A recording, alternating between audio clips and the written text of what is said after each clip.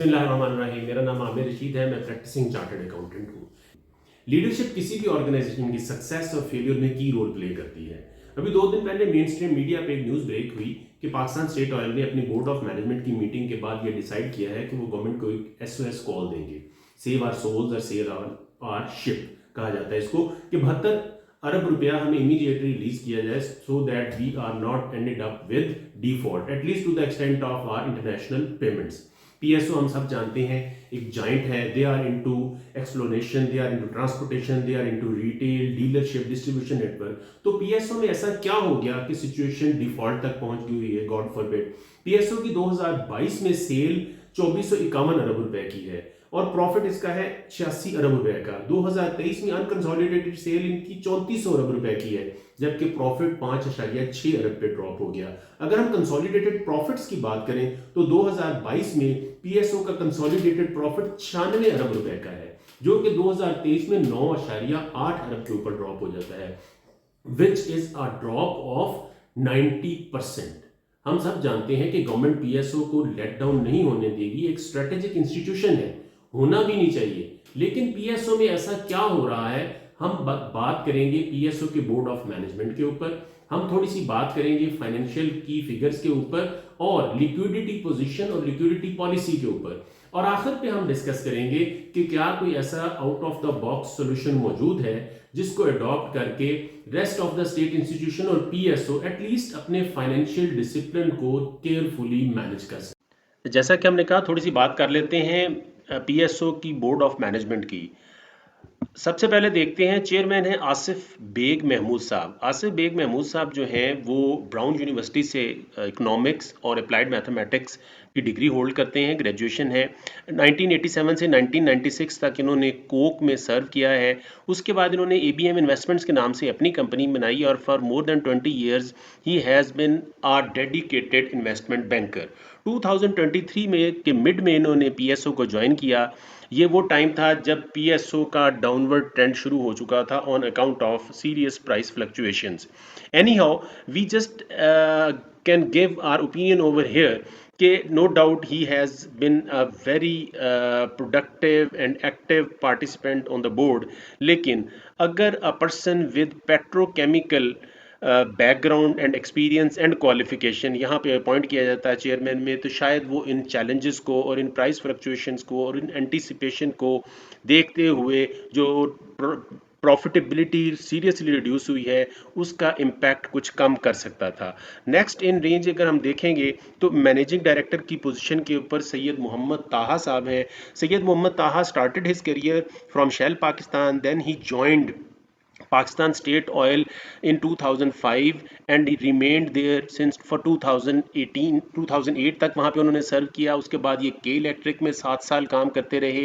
उसके बाद इन्होंने ओएसिस एनर्जी में कंसल्टेंट के तौर पे काम किया, एग्जीक्यूटिव डायरेक्टर के तौर पे काम किया और since 2020 he is again serving as managing director and CEO of Pakistan State Oil. I think, in my personal opinion, he is the right man for the right job. लेकिन अब इनका PSO का इतना एक्सपीरियंस है तो ये जो price fluctuation हुई है और जो क्वांटिटी प्रोड्यूस्ड और क्वांटिटी इनकी क्वांटिटेटिव टर्म्स में जो रिडक्शन आई है, मैं समझता हूँ कि सैयद मोहम्मद ताहा साहब को इसकी भी रिस्पॉन्सिबिलिटी ओन करनी चाहिए।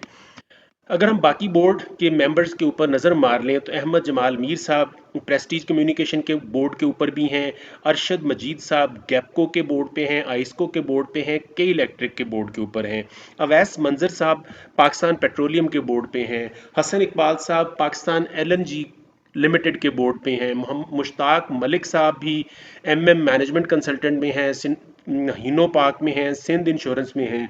इसी तरह से बाकी भी जो 2-3 मेंबर्स हैं वो सारे के सारे मल्टीपल कंपनीज में पोजीशंस होल्ड करते हैं। With all due respect to their qualifications, their experiences, their skills, what as an expert मैं ये समझता हूँ कि वो इंडिपेंडेंट डायरेक्टर से कंपनीज बहुत ज़्यादा पर्टिकुलर टाइप की स्किल्स और एक्सपर्टीज एक्सपेक्ट करते हैं ताकि वो रिस्क को हाईलाइट कर सकें जिस कंपनी के बोर्ड पे उनको लाया गया है और बहुत ज़्यादा वैल्यू एडिशन कर सकें। इतने सारी कंपनियों के बोर्ड पे रहते हुए अगर वो वैल्यू एडिशन कर सकते हैं तो हम इसमें कुछ नहीं कह सकते, but there should be people dedicated with particular experience, उनसे वैल्यू एडिशन ज़्यादा एक्सपेक्ट की जा सकती है। देखिए थोड़ा सा रिम्यूनरेशन को नज़र मारते हैं। दो for a size of PSO this is not a very significant amount, लेकिन आप देखें 2022 में जो एग्जेक्टिव का रिम्यूनरेशन था वो 3.4 बिलियन के ऊपर था, जो कि 4.7 बिलियन को जंप कर चुका हुआ है, और नंबर ऑफ एग्जेक्टिव भी 477 से 521 हो चुके हुए हैं। अब if you just talk about the remuneration and perquisites of managing director Syed Mohammad Taha साहब, it's been jumped by 10 million rupees from 47 million to 55 million और 59 million precisely। 1 करोड़ रुपया पर ईयर मैनेजिंग डायरेक्टर साहब का रिम्यूनरेशन बढ़ा है। For a size of company ये बहुत material amount नहीं है, लेकिन अगर आप इसको एवरेज करें एग्जेक्टिव्स को तो तकरीबन 1 करोड़ पर अन्नम में एक एग्जेक्टिव कंपनी को पड़ रहा है। क्वेश्चन मार्क सिर्फ ये है कि are they doing the value addition for the money they are receiving. Loans and advances देखें, कंपनी ऑलरेडी फाइनेंशियल क्रंच में है और कंपनी पेमेंट्स नहीं कर पा रही अपने वेंडर्स को, कंपनी रिसीव नहीं कर पा रही from its customers like SNGPL and rest of the power sector.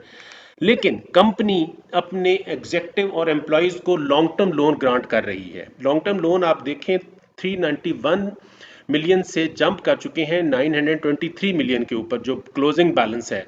कुछ इसमें पेमेंट भी हुई होगी और कुछ उसमें नए भी लोन दिए गए होंगे, लेकिन ये इंक्रीज 50 करोड़ रुपए के ऊपर है, which is a significant for the company which is facing cash crunch, liquidity crunch.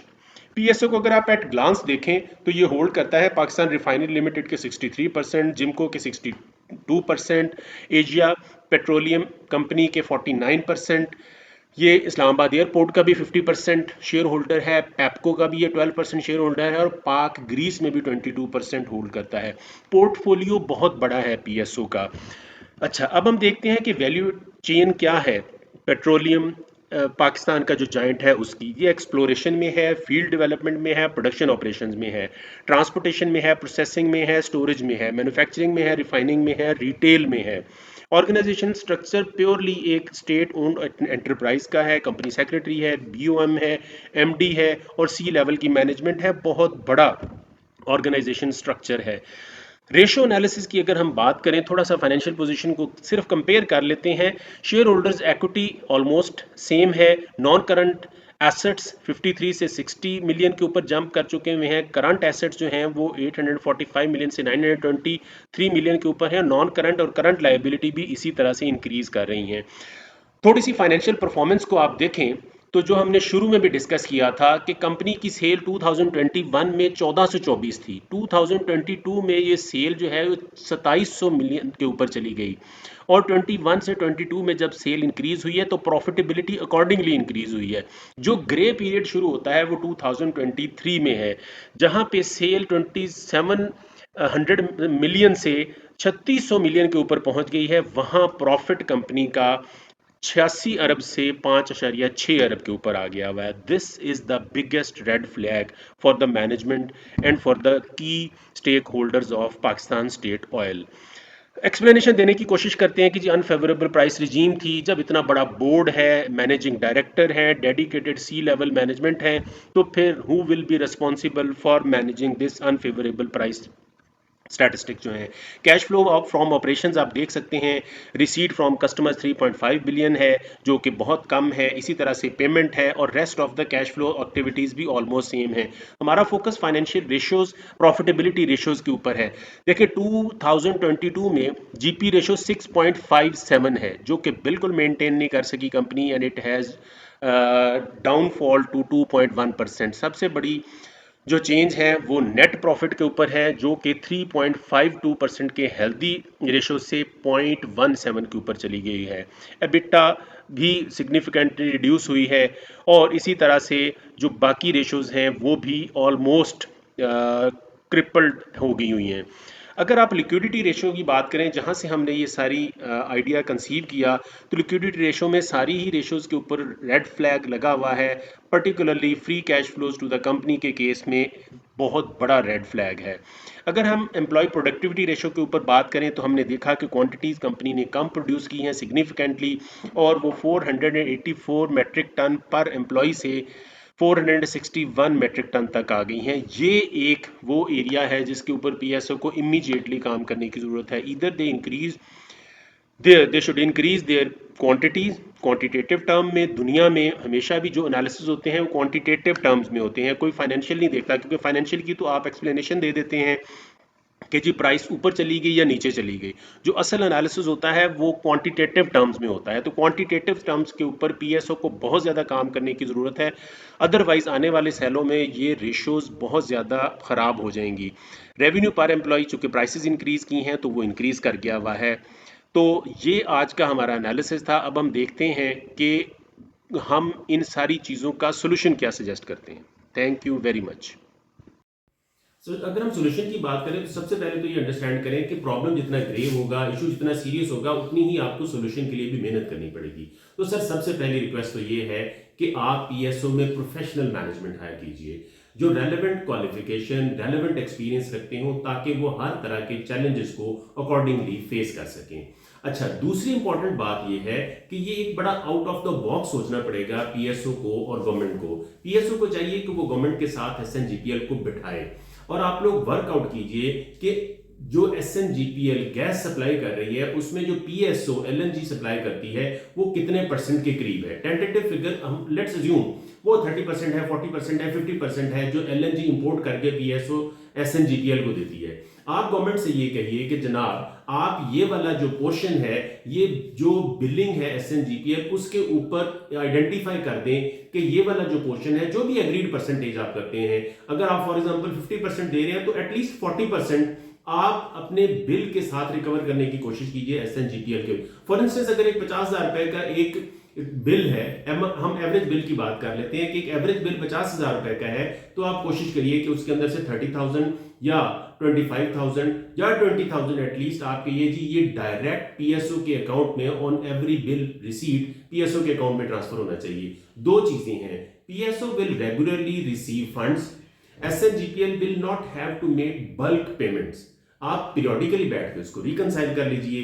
ये एक out of the box solution है जो आपको लिक्विडिटी क्रंच से बचा सकता है।